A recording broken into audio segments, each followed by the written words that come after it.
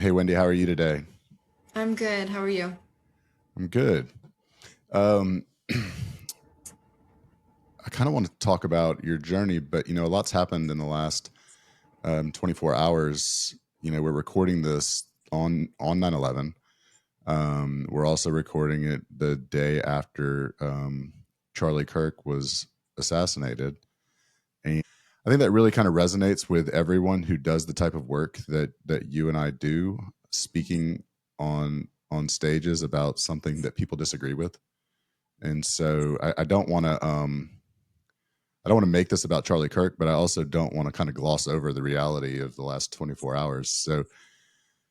So maybe it's better to just kind of get that out there and say, you know, um, how did you react when you saw that? Yeah, it's like 9/11, right? You never forget where you were. I feel like Yeah. that's going to be the case. I'll never forget that I was in the office with three other staff members. All of our phones went off at the exact same time, and people were reaching out to us to let us know. We had just come out of the ultrasound room with a client, just had, said goodbye to her, and the phones went off. And my assistant, my administrative assistant, whose name is also Wendy, her son is a college age student. And he said, Mom, Kirk has been shot. And I picked up my phone, and my husband said the same. And then the other advocate, her husband, was telling her. And I guess the first thing I thought was, is he alive? And we started looking and looking, and there was no answer to that question available at that time, and we were praying for his life and his family. And you're in shock, and you're grieving, and you're confused. And why did this have to happen? This is one of the greatest men that I think I've had the privilege to know through media, right? I watch his podcast, I watch him on campuses, I learn from him how to refute the abortion arguments. Um, he's he will always be legendary, and so it's been. I woke up at 3 in the morning and I prayed for his wife and his children, and at 5 o'clock I woke up to get coffee and felt a sense of righteous indignation. And so I think that what I said to my staff this morning was, we cannot change what has happened, but gosh, if I'm not going to go out there and be a Charlie Kirk today and every day going forward. Yeah. And and I think it's about, for me it was I mean, it's sad, right, that this happened. And I hate to use the word "but" because it's sad that this happened for him, for his family. It's nonsense, right? It doesn't make any sense. It's unnecessary, and and it's horrible. And I think it's bigger than Charlie Kirk, right? Because what happened was um, someone who peacefully sat and opened dialogue with anyone who was willing to stand in line and grab that microphone, knowing how many of those people would disagree with him, but willing to do it over and over and over and talk. And that's all he did. He talked, right? Yeah. He spoke, he wrote, that's it, right? There was no violence. There was no calls for violence. There was no action beyond debate, and so literally just wanted to have conversations, knowing that people disagreed with him. And many, if not the majority of the time, he treated those people with respect. He certainly didn't respond with with anger, right? He didn't respond in kind with people who responded in anger to him. And so with all of that, to then be killed because of his views on the things he spoke about, to be silenced because someone disagreed with what he said, is very scary because it goes to the heart of not just silencing him, but you got to silence everybody, right? Everybody who we disagree with, and so nobody, if we don't react to this swiftly and decisively, nobody on either side of any argument is safe, and that's really scary, and so my first reaction was fear, right? Fear for the people that I knew who were going to speak yesterday, the people who I know who are going to speak, um, this weekend, the people who who I know who are going to go speak every day and every week, for truth, because this could set the tone, and it's very scary, and my next thought was, I just agreed to talk on the steps of the Supreme Court in DC in January. And, and the conversation that I had was, if I bring my son, I'm not going to leave him out in the crowd. So is there somewhere for him to be? And they said, well, he can stand right behind you. And, and I don't think I want that now, you know, and I don't think I want my entire family there. And I don't know if I want to do, I don't know if I want to do it. Right. Like, that's the thoughts that were going through my head, because this is where we've come as a society: is someone says something that we disagree with, um and we will kill them, right? We don't value life. And I believe that if we don't value life at any stage, then we don't value life at any stage. And so Right. that's kind of gets to the heart of the abortion argument, right?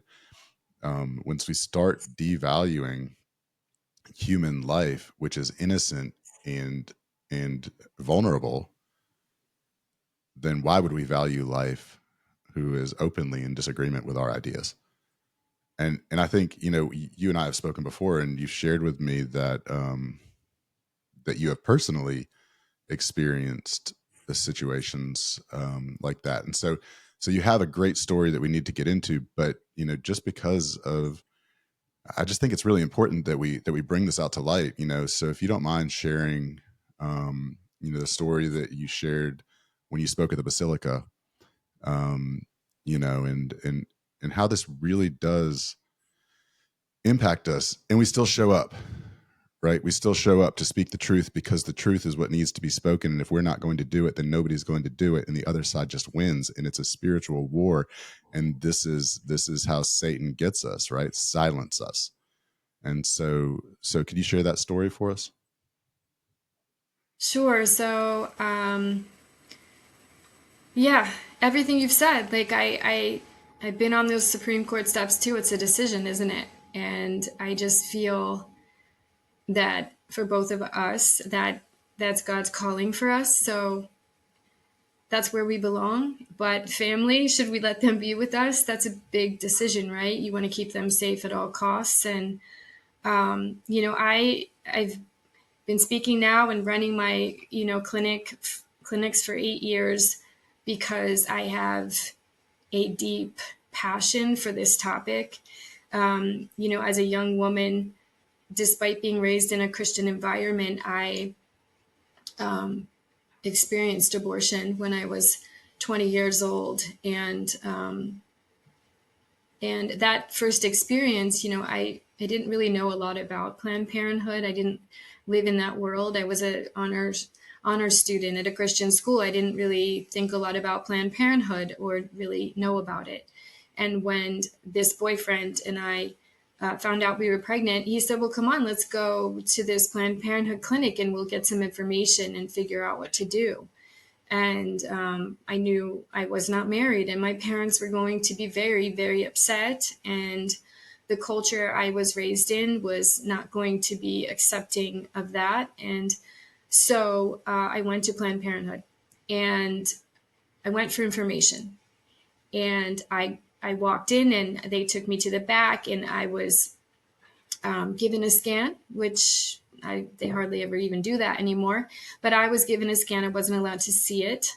I wasn't allowed to experience what they were seeing on the screen. And When you say that's very scan, You're talking about an ultrasound? An ultrasound, yeah. Okay. So And they wouldn't I let you see it? well, let me see it, because seeing could change your mind.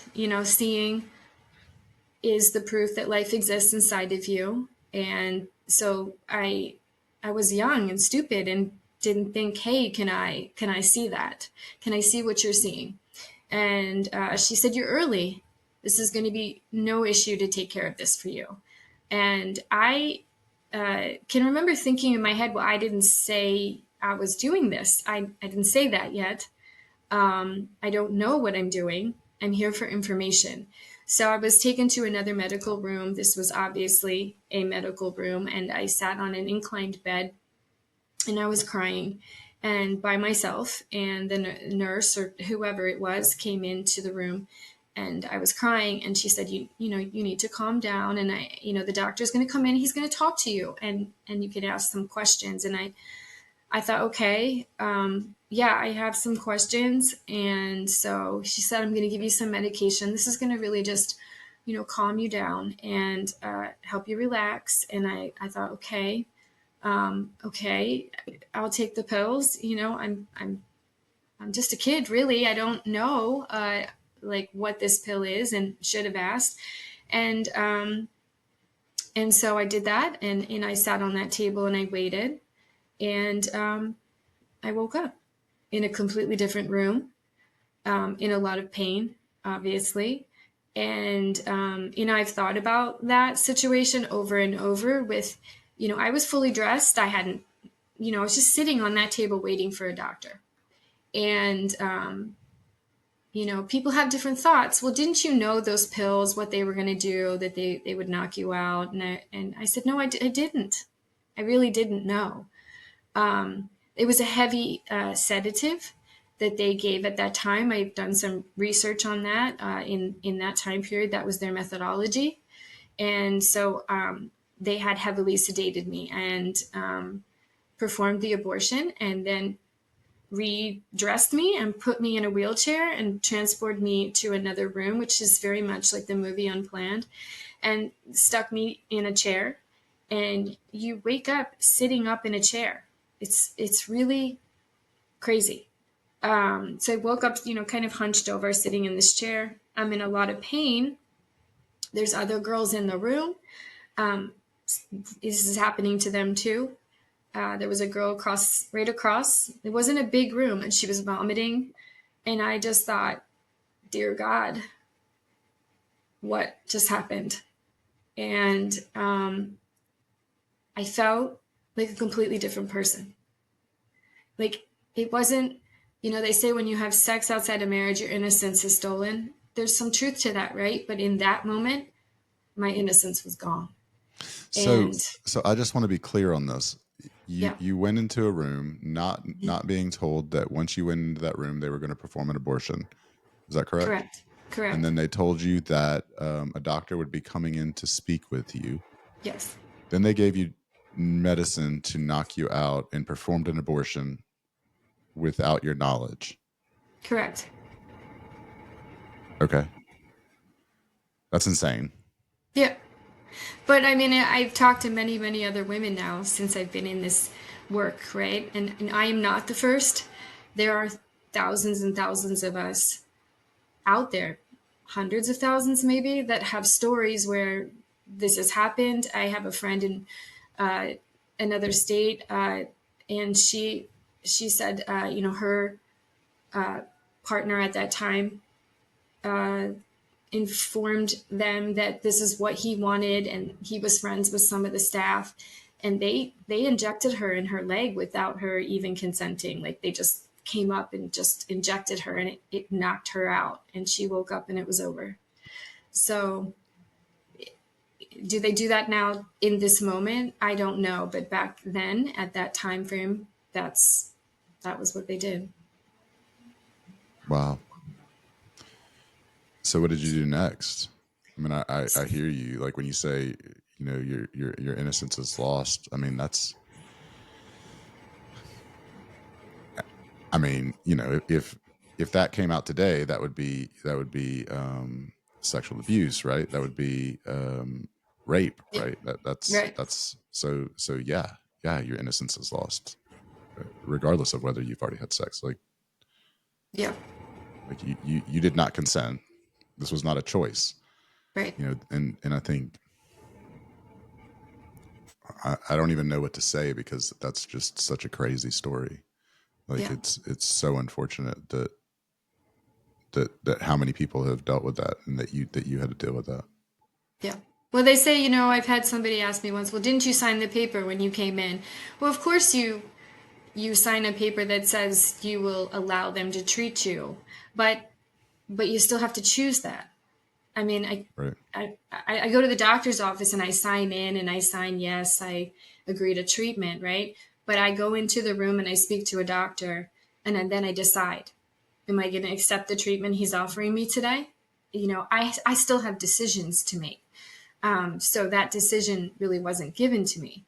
And then, you leave and it's just,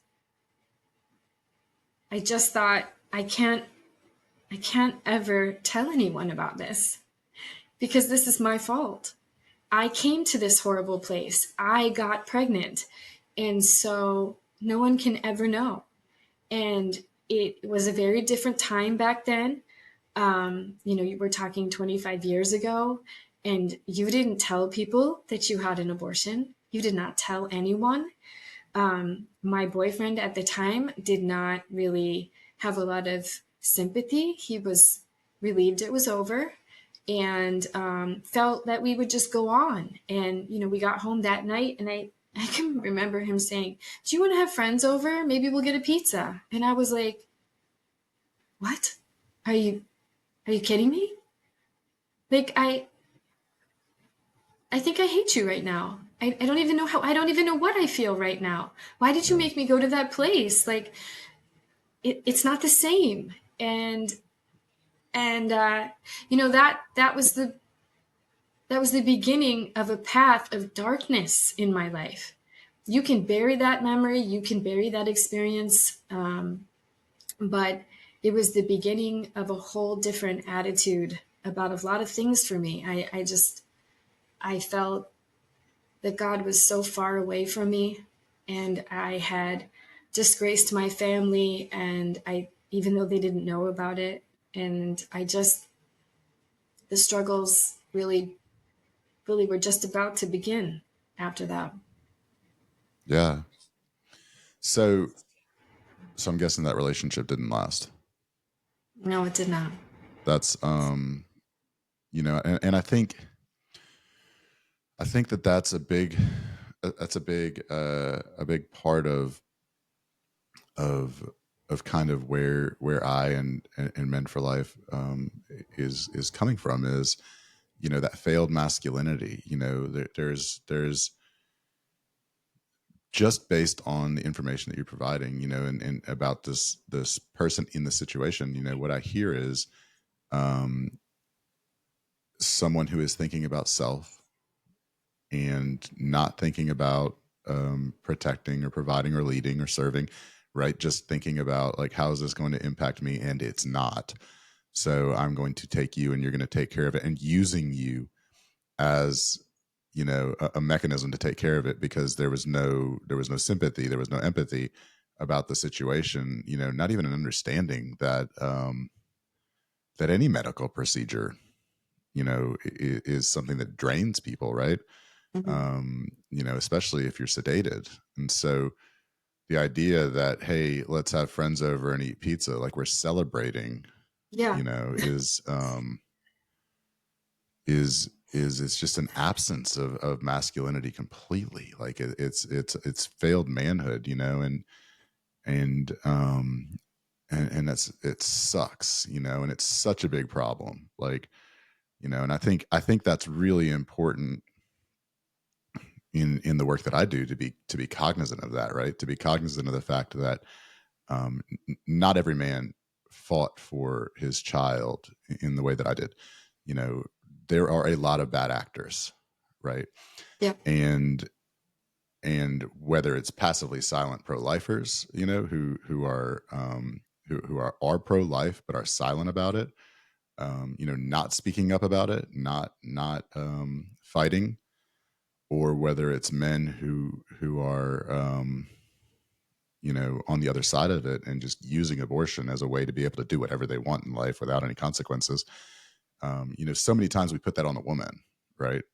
So many times we put that on solely on the women, and yes, there are women in that situation, but I think that it's irresponsible um, to ignore the men, right? It's irresponsible because we can't change anything if we don't change the men. If we continue to allow men to do this and to treat women as objects, and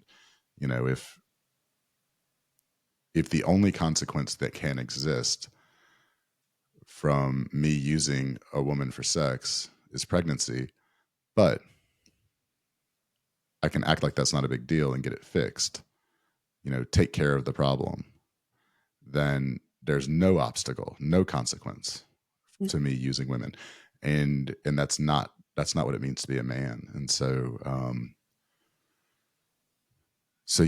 on behalf of all men, I feel like he owe you an apology for that.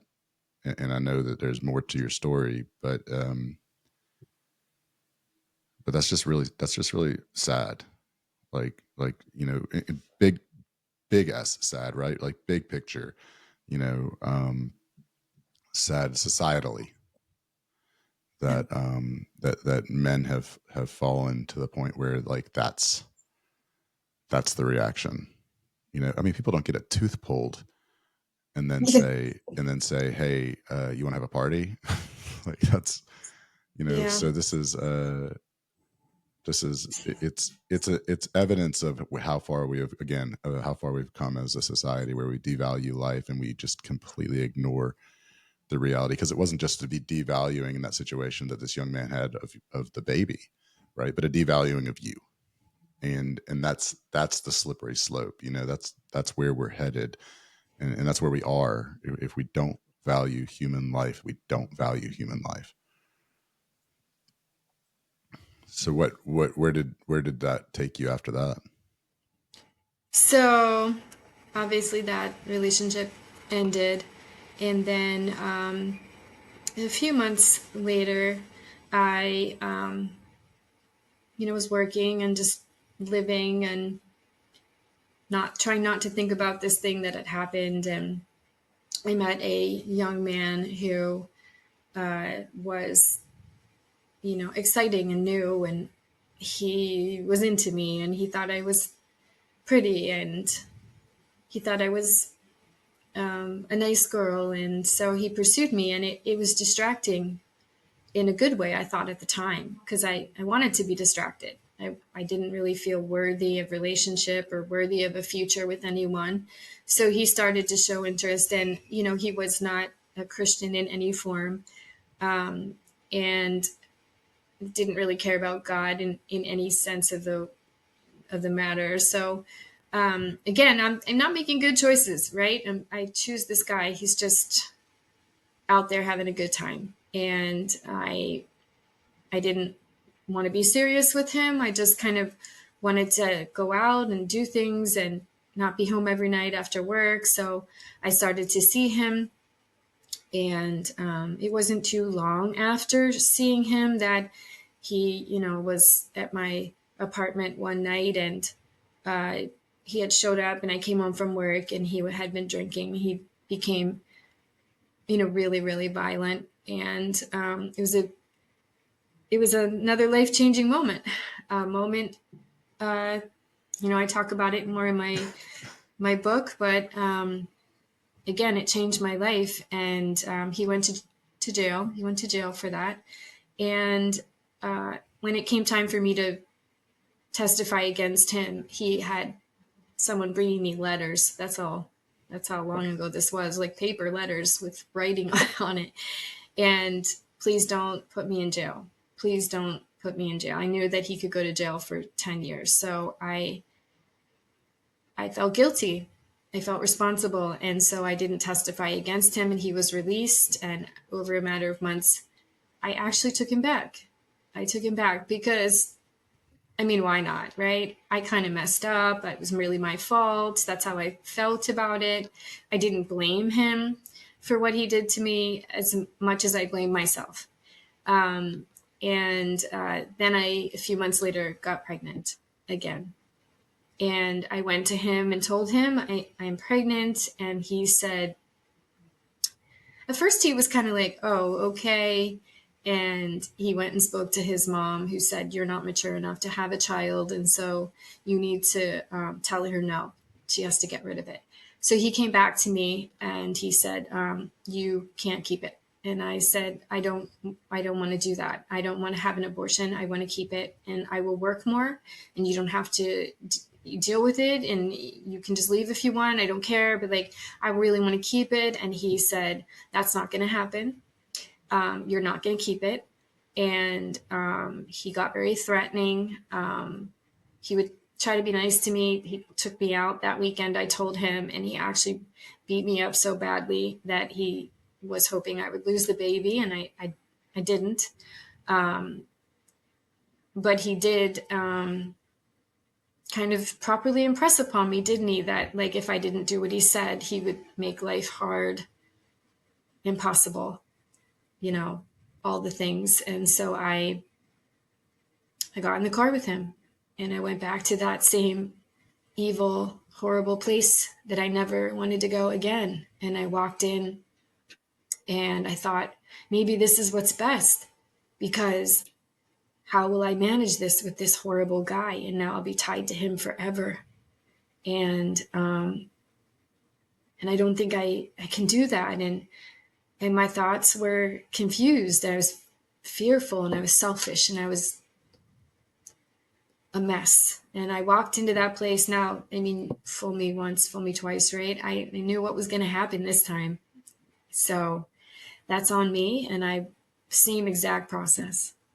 I mean, at least they're consistent.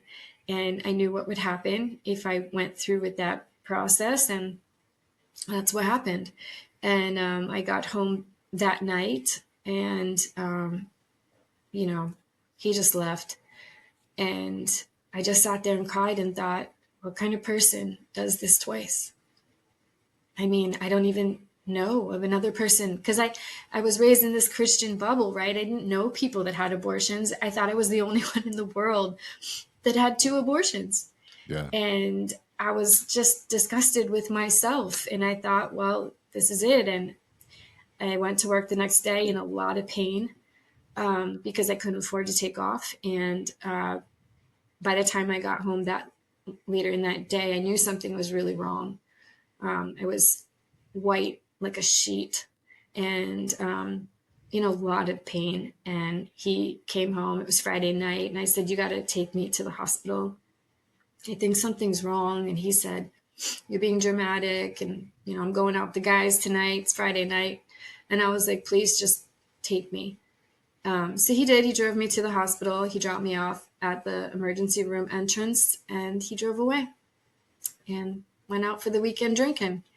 And I walked in a couple steps, and I passed out onto the floor. I was rushed into the back, and they said that it was a botched abortion. I had obviously told them I had had an abortion, and they said, you've got an infection starting. I was rushed into the back. I got an emergency D&C, which is a common thing that happens to women after a surgical and chemical abortion. And they had to remove all the products of conception, pieces of baby left behind. And I was put on a round of antibiotics, and then also a blood transfusion. So, had I gone to sleep that night, had I taken some extra strength Tylenol and gone to sleep, and he had never come home, I don't know. Yeah. I don't know. But God brought me through that. He brought me through that experience. He let me live. The pain wasn't over yet. I would get pregnant about 4 months later. I used birth control at that time, but birth control is not abstinence, is it? Right. There's no for sure with anything, and so the best thing is abstinence. So I got pregnant again. I didn't even tell him. I didn't even tell him because I knew um, he would beat me if I told him that I had allowed this to happen again. And so I just went to the place where I knew these things were handled, and I allowed that to happen again. And after that, you're just kind of like, you don't really get much lower than this, do you? I mean, making these decisions, I just hated myself. Um, and the truth is, I mean, you could go there 10 times. They don't care. They don't care how many times you come. They're not there to help you. They're not, no one ever said, "Are you okay?" When this guy who beats me up is sitting in the lobby, no one said, "Are you all right? Yeah. Are you in danger? Do you need help? Is this what you really want?" Right. They're not going to have any pathway for you to get out of this situation. They're not going to provide the choice for life, or help, like our clinic provides a choice for life and help. Right. They're not going to do that, right? Because then they don't get paid. They don't get paid. So it's all very carefully crafted wordsmithing to put you on a path to choosing abortion, and that's your best option. So after that, I thought about suicide. I was beside myself, really, with just, this is my life now. I will never have a good life. I will never be married. I will never have children. I don't deserve children. My body's probably wrecked, right? I just thought, I'll just exist one day at a time with this horrible guy until he leaves eventually, I guess. And this is it. And So now we've gotten through three separate abortions, right? yep, And what the abortion industry wants you to believe is that abortion is about empowerment, and that abortion is about choice. And what I've heard in your story is that you know you weren't given a choice by the clinic the first time. You went for information. You were told you were going to get information, and then they did an abortion on you without your consent, right? Um, then the choice that you made the second time was to not get beat up, and the third time to not get beat up, right? Like this wasn't about empowerment, or except that you wanted the power to not get physically abused. And so the fact that the abortion clinic, and there's so many stories about this, where people literally pose as um as child, or as traffickers, human traffickers, right? mm-hmm, And I should say child traffickers, because there's videos where the young lady is suggesting that she's like 14. And mm-hmm, they don't balk, right? They don't like step back, they don't pause at all, mm-hmm. they just kind of go through with it, talking to the guy the whole time, not even talking to the girl. And but so it's not even passive acquiescence to the idea that there's physical abuse, there's violence, there's men who are forcing this to happen, there's human trafficking. It's not passive acquiescence, it's like part of it, right? An Yeah, active part of perpetuating this behavior. And so I think that's really important, and it's a really important part of your story, that there was no choice about, hey, is this something that I'm choosing to do because I think my life will be better if I don't, accept, because someone's going to come in and say, yes, it was a choice that your life would be better if you didn't get your ass kicked by a boyfriend because you refused to have an abortion. and yeah, and that's not empowerment, right? Like we shouldn't suggest that it's empowering to not be physically abused, right? Like that's not like it's empowering to not get shot. Like that's not empowerment. Like that's just an expectation that we should be able to have as human beings. And so I think that's really important to point out because nowhere in your story did I hear anything about empowerment, about choice, or about the other things that the abortion industry tries to say that abortion is all about. No, absolutely not. And it's funny. You said, when I spoke at the Basilica at Independence Mall in Philadelphia, like there was this little, as we peacefully marched and were screamed at and horrible things were said to us.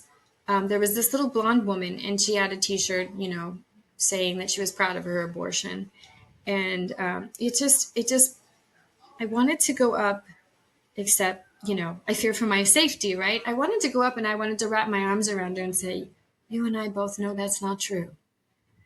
Nobody's proud of the fact that they've taken the life of their own child. And you can bounce around like a cheerleader with your T-shirt on all you want. But at the end of the day, you're in pain just like I am. Yeah. And that's really the truth of it, right? These women, they scream and they have to fight for the thing that they did that they truly regret. That's what I believe. They truly regret it, but they got to dig their heels in and make it seem like, no, it's okay. It's okay what I did. And I'm going to march and call it empowerment or rights or whatever they're calling it.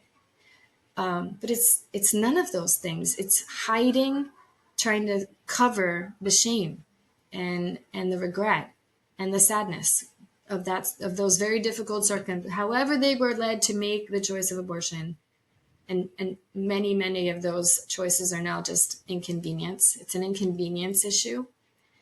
But nobody's happy about that. And I wasn't happy about it. I was mortally wounded by those decisions that I made. So it's an interesting, it's an interesting subject that we have to deal with every day.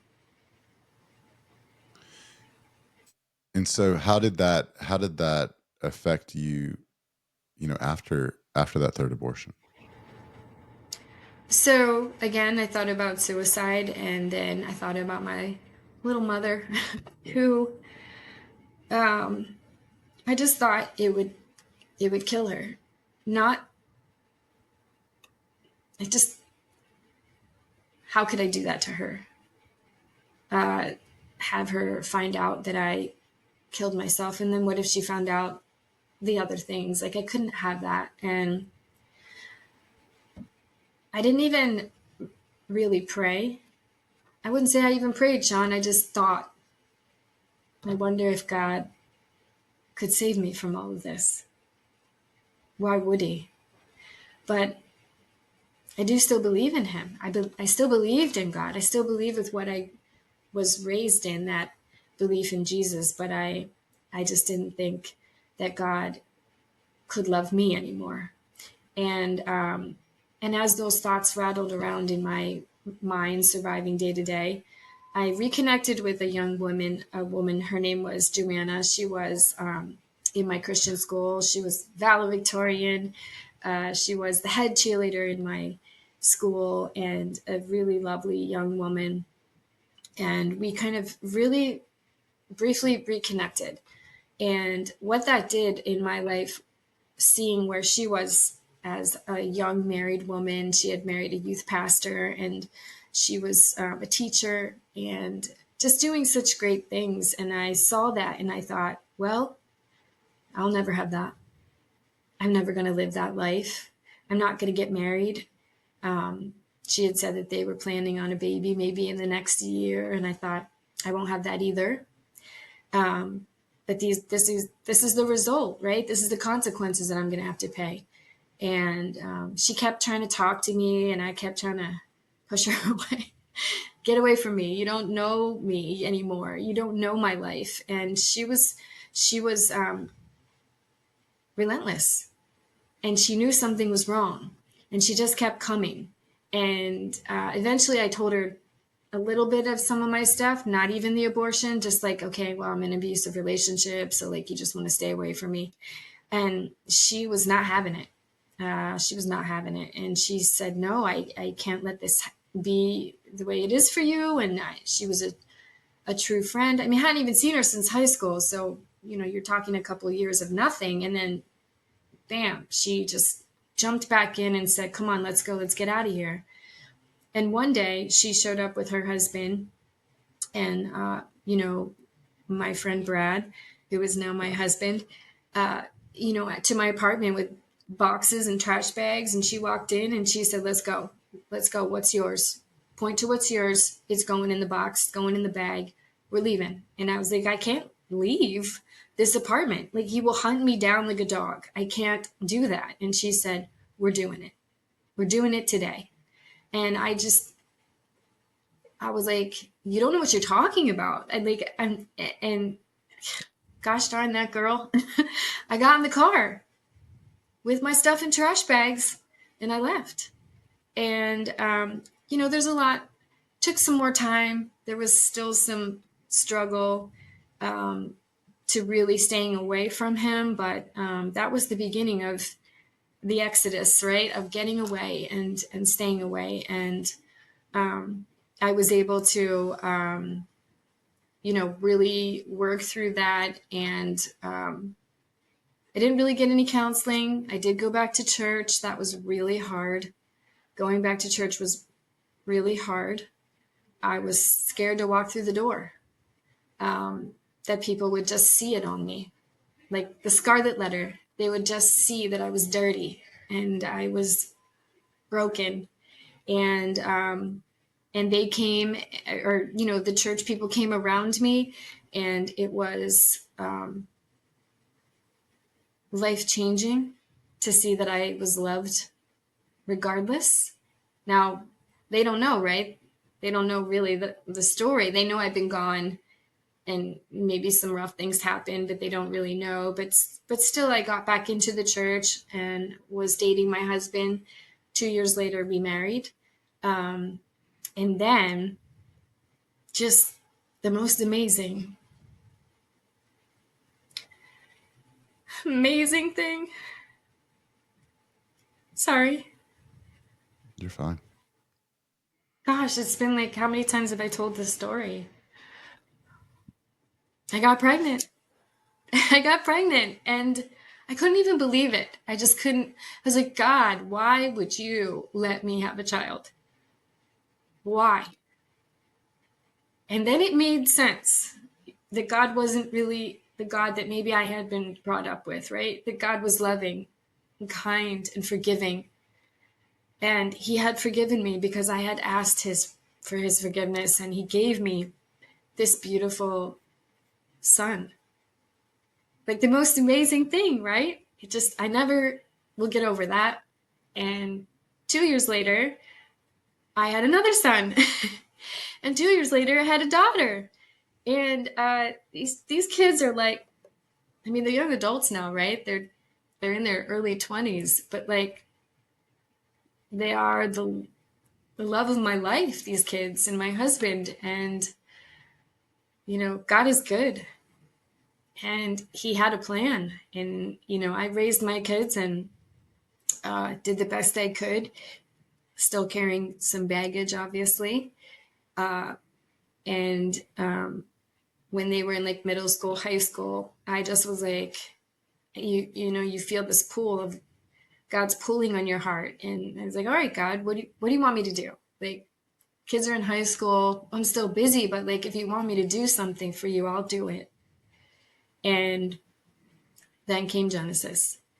And someone told me about working at this pregnancy center, which I thought was like moms and babies and sounded lovely, but didn't realize it was really about fighting abortion.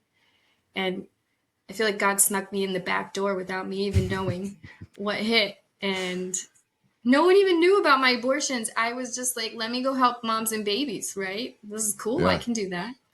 And I got in there and went to a director's meeting in Pennsylvania, and they were like, girl, you need to turn medical. You need to be fighting abortion. Your clinic is good, but you can step it up. And I'm like, wait, what? And I listened and soaked all that in and thought, ultrasound? Oh, yeah. Oh, yeah, we're going to have an ultrasound. because every person that walks through my doors is going to see their unborn child. And Yeah. that's a fact. That's going to happen. So we started working on making that happen. And then, of course, you're like, women are walking in and you're talking about this topic of like abortion. And I was like, oh my gosh, like I'm sharing things one on one in rooms with strangers, but no one knows. No one knows. So how crazy is that?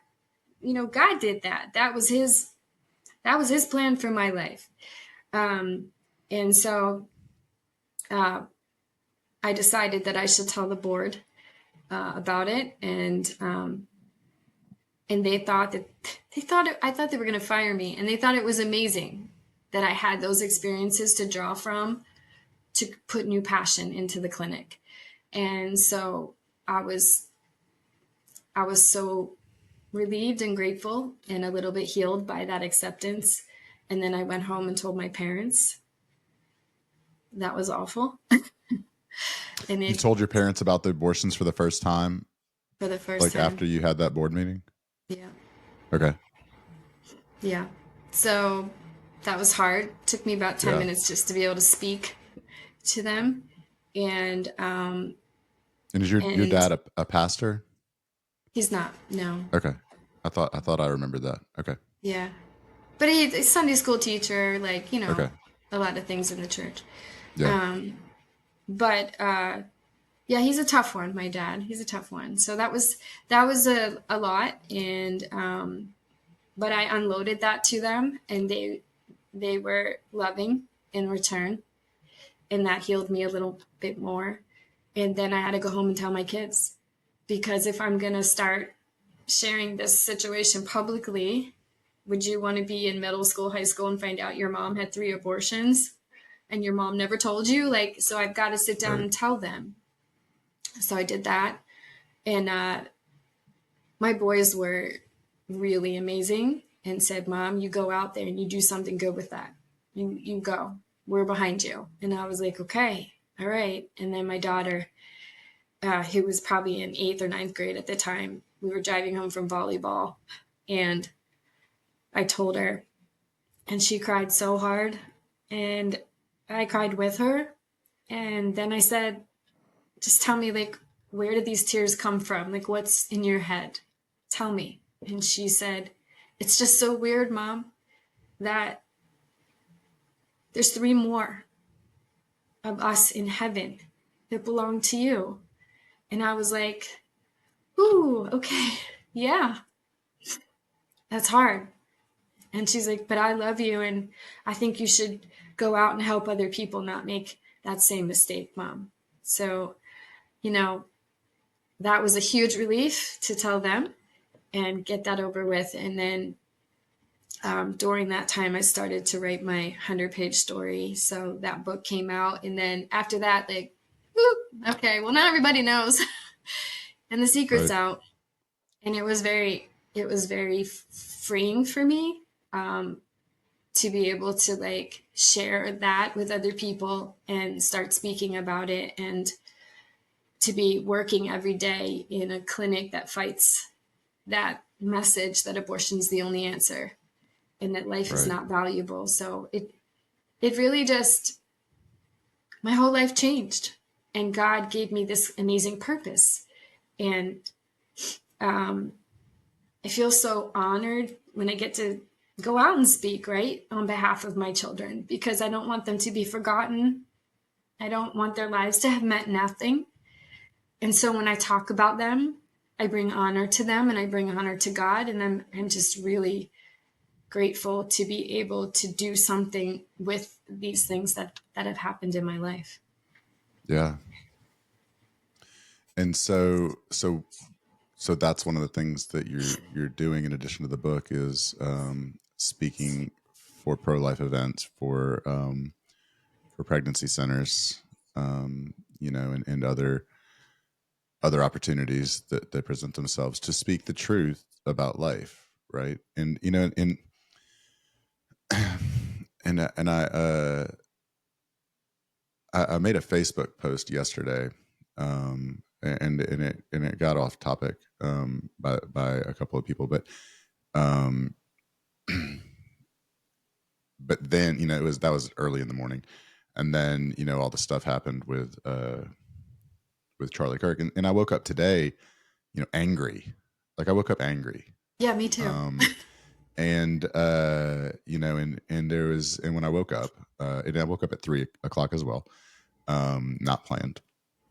I wanted to do the best I could to be present for you this morning, and I was like, "Crap! It's 3 o'clock in the morning. Like I'm gonna be a zombie," and so I tried so hard to fall asleep, but I was up, and I was angry, and um,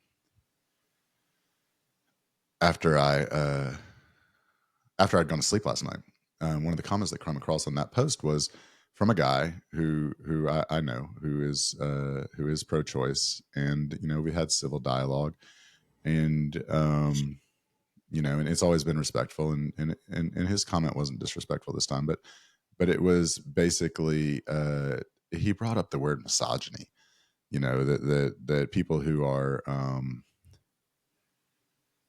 pro-life are misogynists, right? And it's the oppression of women's bodily autonomy and all this stuff. And I was just like straight, like there was no couching it, and I basically I just said, look, do you realize that 90% of the people actively fighting the pro-life movement are women? Like, Yeah, how misogynistic is it of you to completely neglect these women and to suggest that this is just a bunch of men out here fighting to oppress women's bodies? Nobody's fighting to oppress women's bodies. People are fighting to stop the killing of innocent lives. yeah, And that many, if not most, of that 90% of the pro-life movement that is women have had abortions. And, or have had someone close to them who has had an abortion, and they understand the impact that has, and yeah, they understand where, like, what happens to women when they have an abortion.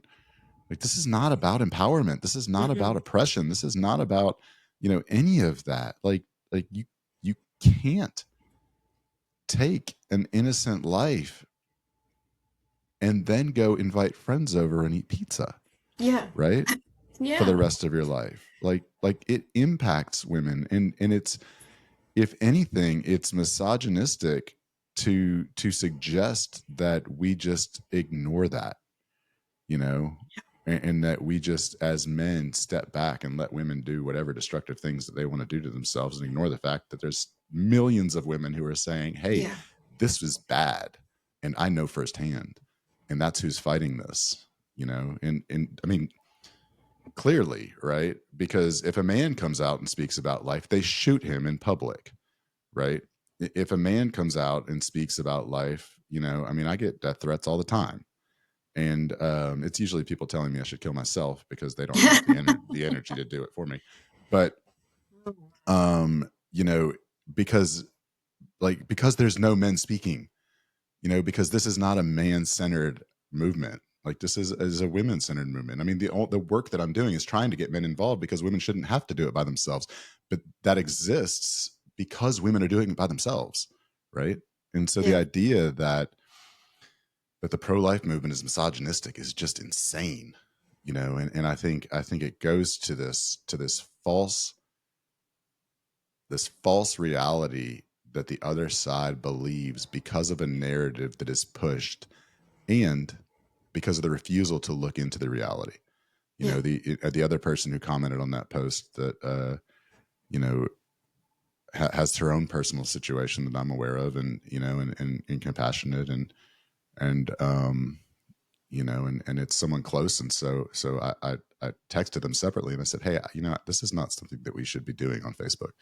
Like, if you ever want to have a conversation about this, like, let's have a conversation. yeah, And that just went to shit. Like, she like eventually said, I love Michelle, I love your kids, like, I'm done with you.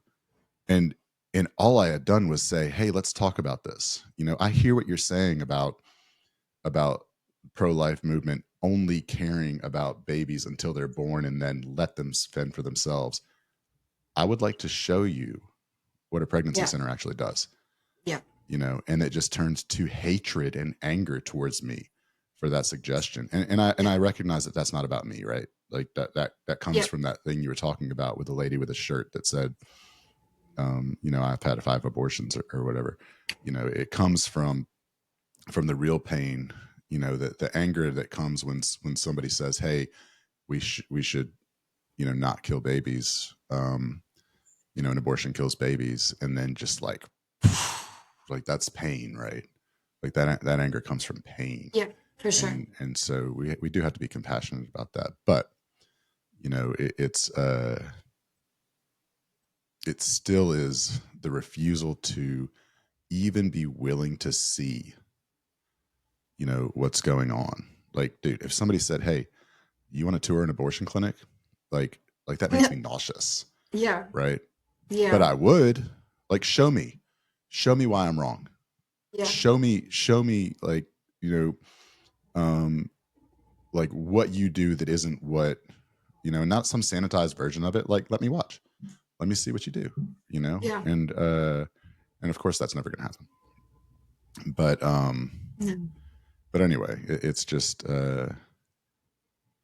it's Yeah. unfortunate, and that's the reason that I want to share your story, right? That's the reason I want to share as many stories as I can, because you, in your story, have the ability to break that silence and to share the reality, Yeah. and not just your own reality, because like you said, you've met so many women who have such similar stories, and that's so important. And so I do want to share your book. Can you tell everybody the title of your book, where we can find it? Well, look, I have it And right here. I'll put it all in the show notes as well. Yeah. Running Towards Abortion by Wendy Burpee. And so So, go ahead, yeah, tell us about it. 100 pages. It's 100 pages. It's designed to be a super easy read. It starts with the hardest things first to really potentially pull people into reading it that are considering abortion. We give it out in our office to women to try to slow them down from going and doing something before they take time to think about the emotional consequences of choosing abortion. It's really designed to keep people pulled into it so that you really have to think that out. We hope that they will do that. So we give it out to our clients here at Genesis, and then also it's on Amazon. And I'm, you know, when I wrote this, like, I didn't do this to go out and start speaking and, be a author, right? I just wanted to put it down on paper and see what God would do with it. And so, 3,000 copies later, without pushing it out there at all, it's just spreading around. And I have grandmoms that'll come up to me at speaking events. I want 4 copies. I have 4 granddaughters at liberal universities, and I'm going to send them the copy of this book. And it's just so amazing that Yeah. that could be the reality. And I'm working on another one now too. So I'm just really happy that God does anything with my story at all, Yeah. and that He is in total control of how this plays out in my life. And particularly as we woke up this morning, still feeling the ache of the news that Charlie Kirk is gone. And I just felt defiant this morning. I felt defiant. I'm not going to be afraid to speak. I am not going to sit on the sidelines and be quiet. I am not going to pretend that what happened to me didn't happen, or that 25 years later, it still doesn't impact me. Now, because you're forgiven and you've received healing, which for me is ongoing, right? Doesn't mean it still doesn't impact me. It doesn't mean that I'm not triggered off by things that happen. My whole life now is about abortion. That's why this book is called Running Towards Abortion, right? Because I ran away from it. I hid it from everyone. For 25 years, I didn't want anybody to know that this had happened. And now it's my full-time job. Right. So, if that's what God wants, transparency, And I didn't grow up in a culture like that. But if he needs transparency, the Bible is filled with stories of people and their mistakes, Yes. people and their sins, and how God used that for His purposes, and how people learned from that. And that's all I hope God does with my life. And someday I'm going to stand in front of Him, and my kids will be with Him. And I just want to think I've done everything I could. I've done everything I could, as long as I could, to fight against this huge deception that abortion is the answer to your difficult circumstances. I'm all about fighting against the circumstances and coming up with solutions for the circumstances. But let's not take the life of the baby and think that that's the answer. Yeah. It's not. Amen. Well, Wendy, this is a powerful story, and I'm really excited to share it with everyone that can hear it.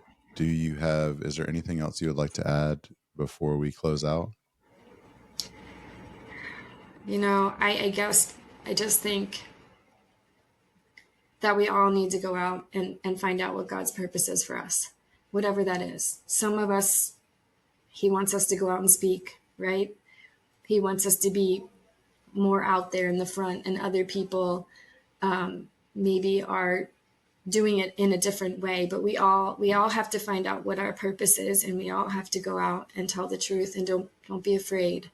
God's got my back, and He's got yours, and He has us where He wants us, doing what we're supposed to do. And um and and I'm grateful, and I'm honored to be able to do the work I do. I'm honored to get to meet people like you, and like other people that are standing up and saying to the men of our generation, let's step it up, let's do better. And that's how I feel about the women. Young Right. ladies, we got to do better. We got to step it up. We got to pick better. We got to make better choices. We have to accept the consequences of our choices, and not not be an entire generation of people that are okay with taking human life, innocent human life. That's a very part of who we are. It's unthinkable, and we've got to get out there and teach these women and show them, and you to the men. So Amen. thanks for having me today, and we'll both be praying for each other as we go forward, and maybe That's try right. to be like Charlie Kirk today. Yeah. And I'd like to do this again, and I'd like to do it again in the context of what pregnancy centers do, right? Of what kind of services you offer, and I'm going to think about how we can do that to make it as effective as possible, because I think it really is important. You know, there's obviously the potential that someone who is on the other side of this might hear me say, "Hey, if you want to go walk through a pregnancy center," that they think I'm being, disingenuous, right? That I'm like pandering to them, or something, or being or patronizing them is the word I was looking for, and I'm not, but I can understand the hesitation, and so um, if we can get the information out there another way, right, by just putting Yeah. it out there, and then it's there if they want to find it without having to even tell anybody that they're looking at it, then I think that that's really helpful, because the idea that um, that you went through everything you went through, and all of the women and men, but it is 90% women, um, went through everything they've went through, whether it was personal or whether it was a friend or whether it was a family member, but they went through that, and now they are fighting in the pro-life movement just so that babies can be born and then set aside, is just the most absurd thing in the world to anyone who sees what's actually happening,